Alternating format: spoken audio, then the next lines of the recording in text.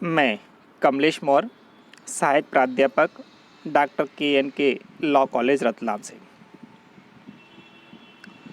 मुस्लिम विधि की अध्याय 4 नेका मैरिज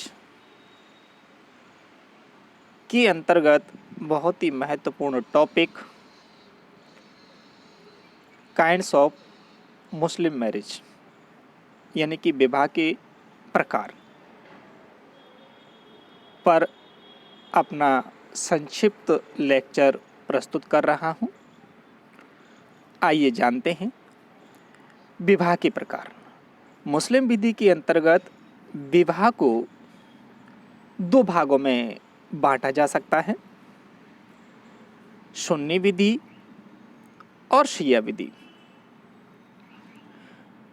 तो सबसे पहले जानते हैं सुन्नी विधि के अंतर्गत विवाह कितने प्रकार के होते हैं। सुन्नी विधि के अंतर्गत विवाह 3 प्रकार के होते हैं। A valid marriage, B void marriage, C irregular marriage. और शिया विधि के अंतर्गत भी विवाह 3 प्रकार के होते हैं, वैलिड मैरिज, वॉइड मैरिज और मुता मैरिज। उपरोक्त रेखा चित्र के अनुसार हम इस निष्कर्ष पर पहुंचते हैं कि मुस्लिम विवाह 4 प्रकार का होता है। वैलिड मैरिज यानी कि वैध विवाह, इरेगुलर मैरिज यानी कि अनियमित विवाह, मुता मैरिज यानी कि मुता विवाह, इसे अस्थायी विवाह भी कहते हैं, वॉइड मैरिज यानी कि शून्य विवाह। तो इस प्रकार से हमने जाना कि मुस्लिम विधि के अंतर्गत विवाह 4 प्रकार के होते हैं। तो आइए जानते हैं इन 4 प्रकार के विवाहों में से फर्स्ट नंबर के विवाह यानी कि वैलिड मैरिज को, यानी कि वैलिड मैरिज किसे कहते हैं। वैलिड मैरिज यानी कि वैध विवाह, इसे कई नामों से जाना जाता है, सही, नियमित, मान्य, वैध, विधिक और विधिपूर्ण। इन नामों से वैलिड मैरिज को जाना जाता है। तो वैध विवाह को निम्नलिखित शीर्षकों के माध्यम से आसानी से व्यक्त किया जा सकता है। पहली हेडिंग है ए रिकॉग्नाइजन यानी कि मान्यता। वैध विवाह शिया और सुन्नी दोनों ही विधियों में मान्य है। बी नंबर की हेडिंग में है मीनिंग यानी तात्पर्य। वह विवाह जो मुस्लिम धर्म में दी गई विवाह की विधि के अनुरूप किया गया हो उसे वैध विवाह कहते हैं। सी नंबर की हेडिंग में है एसेंशियल कंडीशन यानी कि आवश्यक शर्तें। वैध विवाह की निम्नलिखित आवश्यक शर्तें होती हैं। तो आप देख पा रहे हैं वैध विवाह की 5 महत्वपूर्ण आवश्यक शर्तें होती हैं। पहली शर्त है कॉम्पिटेंसी यानी कि सक्षमता। वैध विवाह के लिए विवाह के दोनों पक्षकारों को सक्षम होना चाहिए, अर्थात तो दोनों पक्षकारों को स्वस्थ मस्तिष्क का होना चाहिए, वयस्क होना चाहिए और साथ ही साथ दोनों पक्षकारों को मुस्लिम विधि द्वारा अधिकार भी प्राप्त होना चाहिए।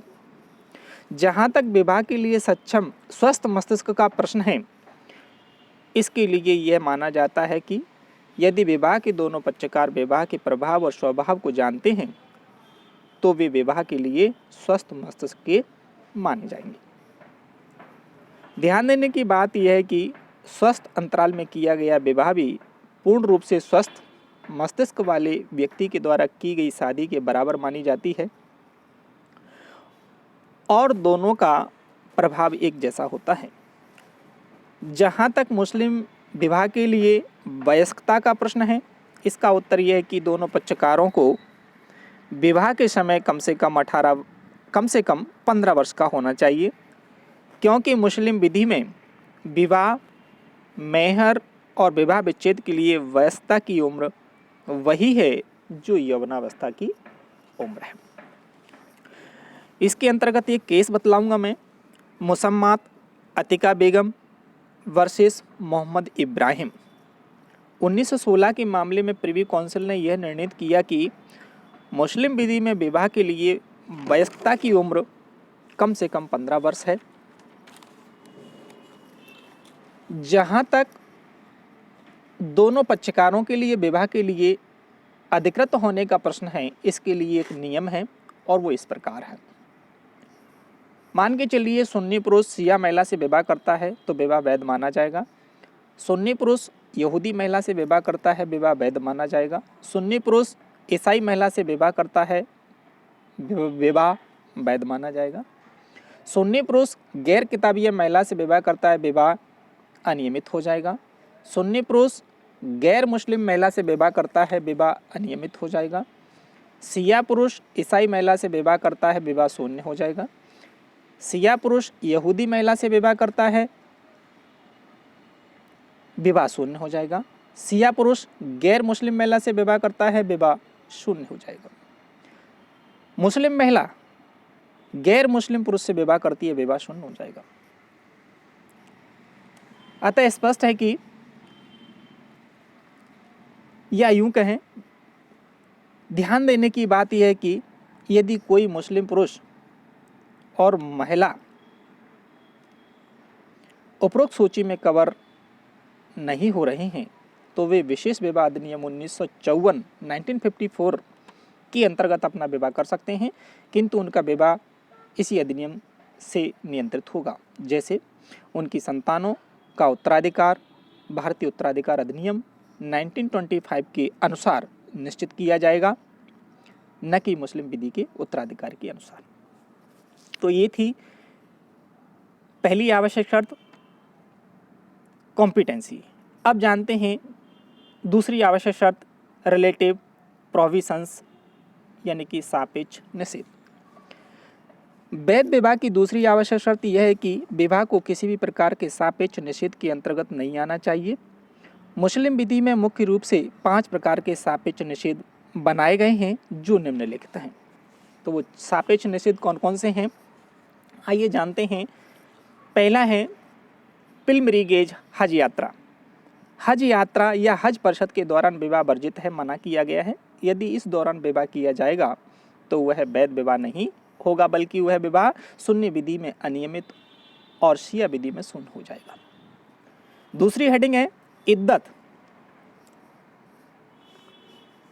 इद्दत का पालन करती हुई स्त्री से विवाह वर्जित है, मना किया गया है, किंतु इससे विवाह कर ही लिया जाता है तो वह विवाह सुन्नी विधि में अनियमित और शिया विधि में शून्य हो जाएगा। तीसरी हेडिंग है फिफ्थ मैरिज यानी कि 5वां विवाह। एक समय में किसी मुस्लिम व्यक्ति को 4 विवाह करने का अधिकार दिया गया है, इससे अधिक नहीं। यदि किसी मुस्लिम का 4 विवाह बना हुआ है, कहने का मतलब है उसके 4 विवाह ऑलरेडी हैं और 5वां विवाह कर लेता है, तो यह 5वां विवाह सुन्नी विधि में अनियमित और शिया विधि में शून्य हो जाएगा। 4th नंबर की हेडिंग है अटेंडेंस ऑफ विटनेस, साक्षियों की उपस्थिति। वैध विवाह के लिए 2 सक्षम मुसलमान की गवाही आवश्यक है।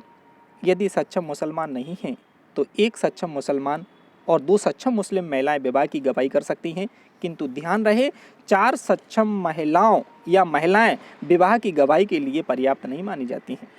यदि सक्षम गवाहों की अनुपस्थिति में विवाह किया जाएगा तो सुन्नी विधि में अनियमित और शिया विधि में वैध माना जाएगा। कारण यह है कि शिया विधि में वैध विवाह के लिए गवाहों की आवश्यकता नहीं होती। और 5वीं हेडिंग यानी 5वां point, marriage with non Muslim women, गैर मुस्लिम महिला से विवाह। किसी मुसलमान का किसी गैर मुस्लिम महिला से विवाह वर्जित है, किंतु यदि वह ऐसा कर ही लेता है तो यह विवाह सुन्नी विधि में अनियमित एवं शिया में शून्य हो जाएगा। तो ये जाना आपने रिलेटिव प्रोविजंस में सापेक्ष निषेध यानी कि रिलेटिव प्रोविजंस। तीसरे नंबर की हेडिंग में मैं बतलाऊंगा, तीसरी आवश्यक शर्त में एब्सोल्यूट प्रोविजंस यानी कि पूर्ण निषेध।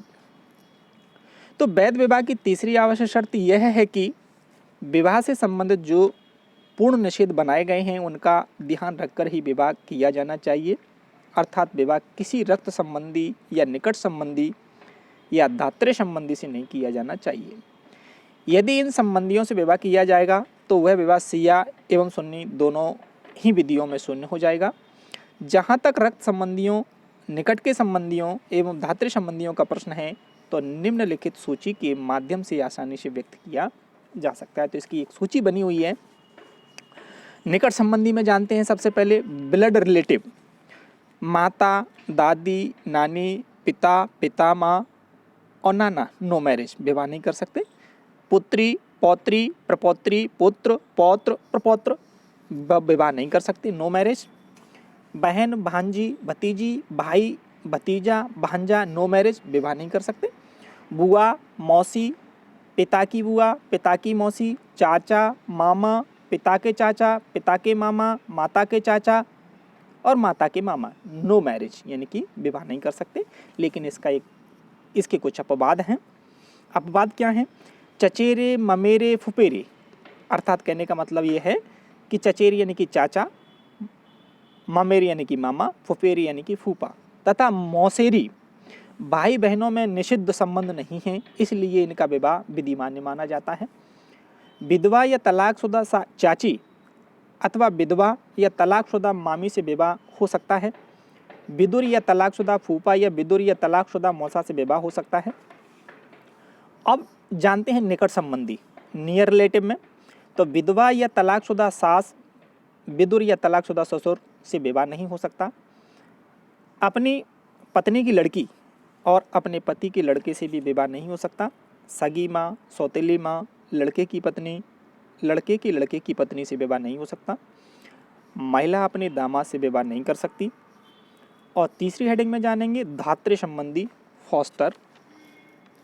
फॉस्टरेज। दाई माँ से विवाह नहीं हो सकता। दाई माँ के रक्त संबंधियों से विवाह नहीं हो सकता। दाई माँ के निकट संबंधियों से विवाह नहीं हो सकता। और अब है फोर्थ नंबर, यानी कि फ्री कंसेंट, स्वतंत्र सहमति। वैध मुस्लिम विवाह में चौथी आवश्यक शर्त यह है कि विवाह के समय विवाह के दोनों पक्षकारों की सहमति स्वतंत्र होनी चाहिए। यहाँ पर स्वतंत्र सहमति का वही अर्थ है जो भारतीय संविदा अधिनियम 1872 की धारा 14 में दिया हुआ है।